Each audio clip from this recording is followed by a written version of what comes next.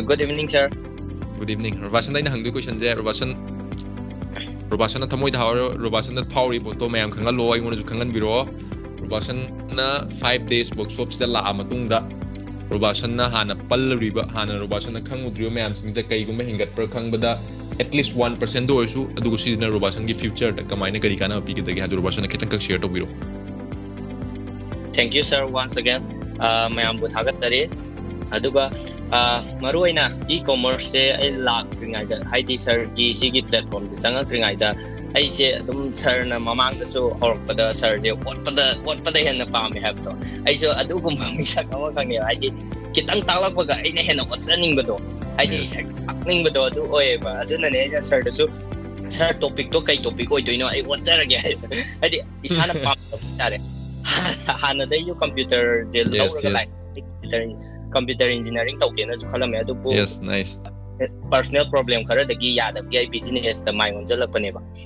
ado business ta mai onjala kan sita hana dress ki kai ki mayam ma yengame adu po yam tenjala ga e-commerce kai ki lamino haiba matam da hojik ki 21st century da di entrepreneurship ki ira haiba ma lakani na entrepreneur ira lakwa matam da offline business ta di amuk kitang pallaga le samna da ko sai da coffee shop hangnara so coffee shop hangnara ga magi sanga kharat na coffee ka aga dum lotion gi bai Starbucks ki type da na hokki ba dum badi lei ki hai tare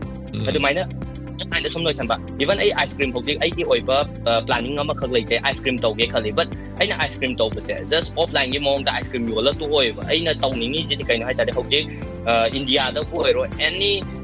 akogi ice cream delivery hai se lei te ice cream delivery hai se lei te live ice cream se semaga delivery gi platform nom da pusaning ak hai tare sa any area da like sigi platform de la e-commerce na choose tok jabane ba ado ai atop business da jo network ko matar me de dress ki tar me each and every aina changba phil khudi mak online je to mai test tawe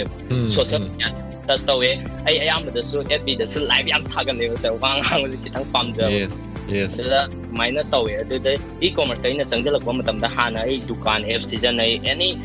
logo sembagi apps makan mayam ma di test tawe adu aina sidagi kanai haina haijaning idi kaino hai tar gadi aina mayam ma hana sir dagi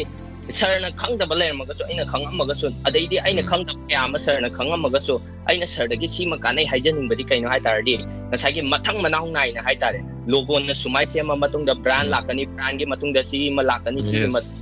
website lakani website ki mathang da domain lakani domain matang da si lakani next by next step by step chat pajide ai asi ko chat tri hai tare sir ta seng na hai ramda yes logo mung lam jaloni logo sema maga karamba fc ga amam lam jaloni ekta flop chala to pai tare singa si numi bari ni sida sarna takpi badagi sigi mathang da si langani sidai sida link tawgani takpi badagi ngasai gi aina khangamba knowledge mayam du su apply tor ko matam da sarna takpi ri ba step to da chat pataraga di ai amuka hena mai pakpa lambi da sangjan mangongani haidana I start haijege thank you sir very nice nangi dream loin thagali ko nangi ice cream gi hojiki delivery do yamna chawo khalone yam fajaba khalone adu taseng maki maitai macha amna su lain thokadabni ko habdi ayo si matang da kenom share dorongge mapal lam gi mina sigumba yam tawre maitai macha ga da boy tawngom moidu maitai macha haibase khoi se yam talented oiba khoi gi extraordinary mapal lam gi mi singna ai khoi chatpa matam noi mapal lam da like tam ba mi yam yawnarang ngani sidai mapal lam da like taw matam da tamako matam da maitai macha singje mina hoi discrimination lai tar su maitai macha hai matam da ayam na mina loi respect to bune kai you know am tam da si jing sa gi maitai macha gi talent se yam wang mane but maitai macha na fazana sina da bai ne moin tawri do duaina maitai macha na double timing mak ka duine si jine ni sung pa me ji nang na dumai tor pa haibse taseng nang mak tu ne habdi hojikti yamna thole nang gi fund bi ne badu to nang idea fazan puthora nang gi funders tai kai gi everything loi la nang gi idea do ina appreciate to yam nice idea Robason very nice